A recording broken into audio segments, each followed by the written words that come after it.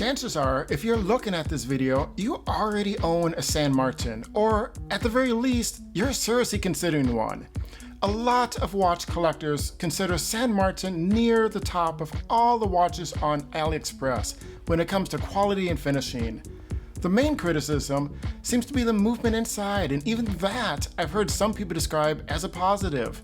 This is the San Martin 6200 BB58 SN004 Limited Edition. Now, at the time of this video, you can find this watch at San Martin Watch for $229 US. Amazon is currently offering it for $249. Now, let's be honest, it's not very often you see Amazon having a higher price. The only reason I can see paying the higher price at Amazon would be if you happen to be a member and you have some points saved up, or if you're a little unsure about it and you want the longer return time policy. Now, as I mentioned in the opening of this video, San Martin has become somewhat of the darling of affordable watches, and they have definitely established themselves since starting in 2016. Now, when I was online talking with people about this company, one person, Tyrell, said in his opinion, the only thing that separates San Martin from some of the lower tier Swiss-made watches is the movement inside and brand name. Another person, Ayub, said that in his opinion, San Martin offers the best value for the money, but at the end of the day, it is still a $200 watch. Now, personally, I think that second opinion might be more on track than the first one, but let's take a closer look at this Tutor BB58 Homage watch and see what you think. Hey everyone, as always, if you enjoy these videos, please do me a favor and consider subscribing. It would really help out the channel. Now let's get on with the review. The case construction on this watch is 316L stainless steel, with a diameter coming in at 39 millimeters, not including the crown. For a lug-to-lug distance on the side, we have a very compact 46 millimeters and an overall thickness of 13 millimeters. Now, I am quickly becoming a fan of this size watch, and I think it looks great on my 7-inch wrist. The short lug-to-lug distance here and the female end links makes it wear extremely well. For finishing, this watch is 90% a brushed finish, with the top of the case having this very refined vertical brushing to it. The same direction, thankfully, as on the bracelet. Now, the brushed finishing here is impressive. You need to get up very close to distinguish the brushing at all. The side of the case has the same brushed finish, and where the side and the top of the case meet, there is this thin, tapered, high polished edge to it. Now, I like this amount of bling on a dive watch, just enough to catch the eye in the right light without being too flashy. But it needs to be said before we give San Martin too much credit here that this is the same treatment as on the Tutor watch that this Homage is. The edges on top of the case near the side are nice and smooth to the touch. The edge on bottom of the case is a little sharper, but not to the point where you need to be concerned about it.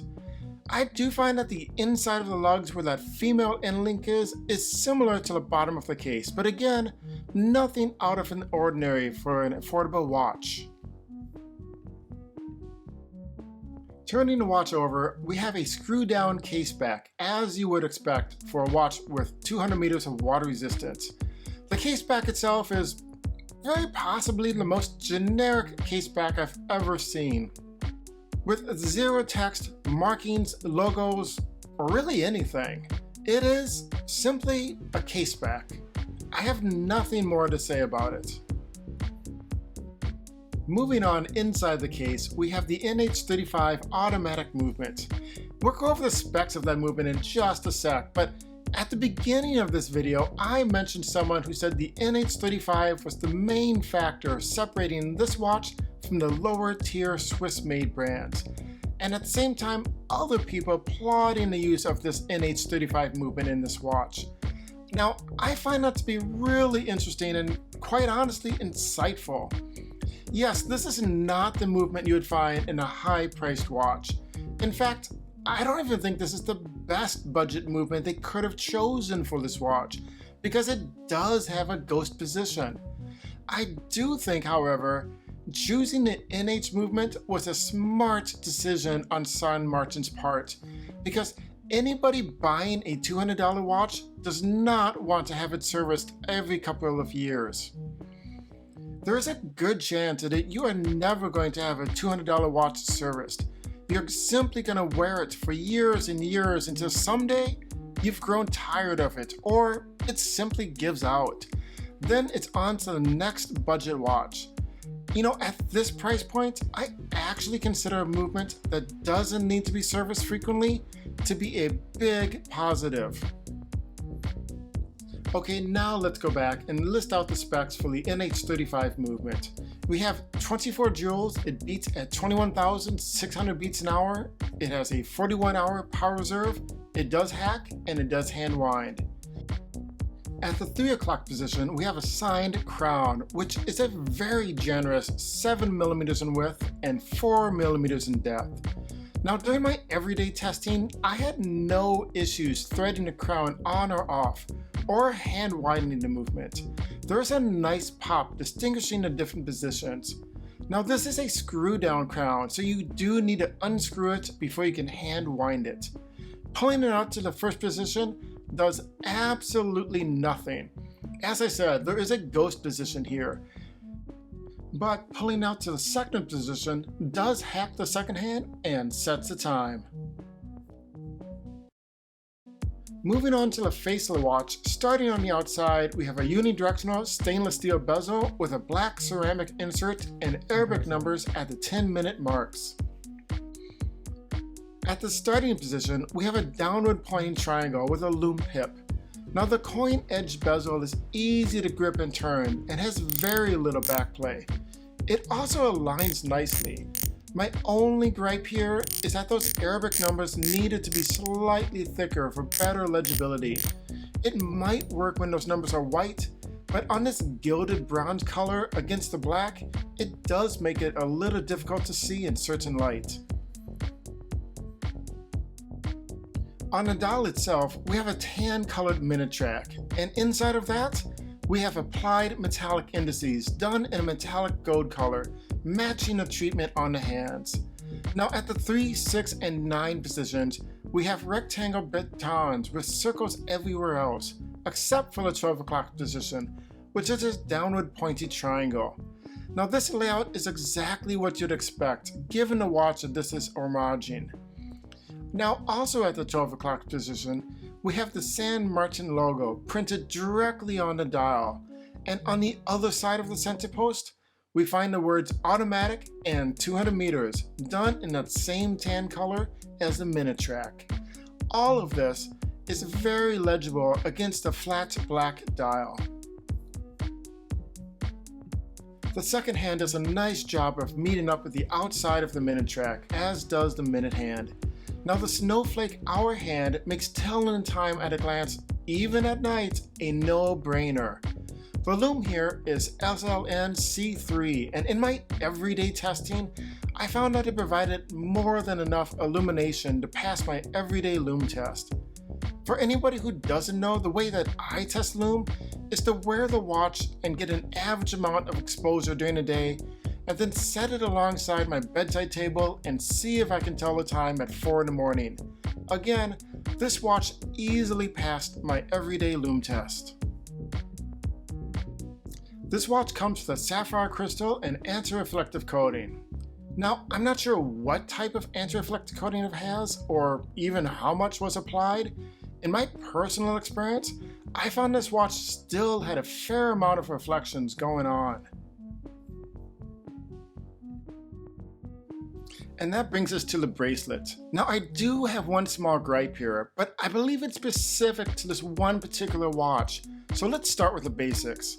The bracelet is 20mm wide through the lugs and tapers down to 16mm at the clasp. That clasp is a double push button released signed clasp with 4 micro adjustments, and it has a milled scissor section. Now the logo appears to be applied and has a nice depth to it, elevating the overall feel. The edges on the clasp are smooth to the touch, as on the bracelet itself. Now the sides and the top of the clasp, where they come together, has been given a nice high polished miter edge to it, which mimics the case itself. The links here are solid, as are the end links, and that is a very welcome feature at this price point.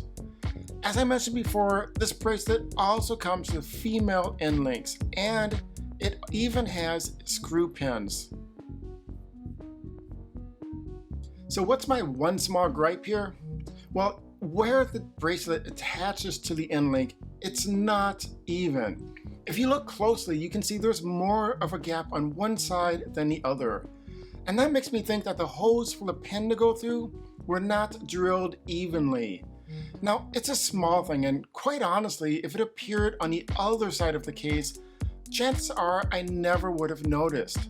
But now, I cannot unsee it. You know, I do believe that this is just a one-off glitch, and I doubt that this would happen on the other watches.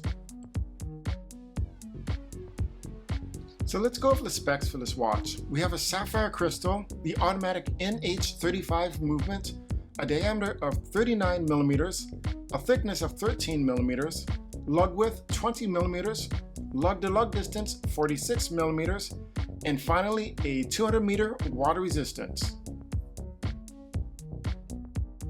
And finally, let's go over the pros and cons. For pros, aesthetics. It is a good-looking watch, and obviously it should be. It's an homage watch. Nobody homages an ugly-looking watch.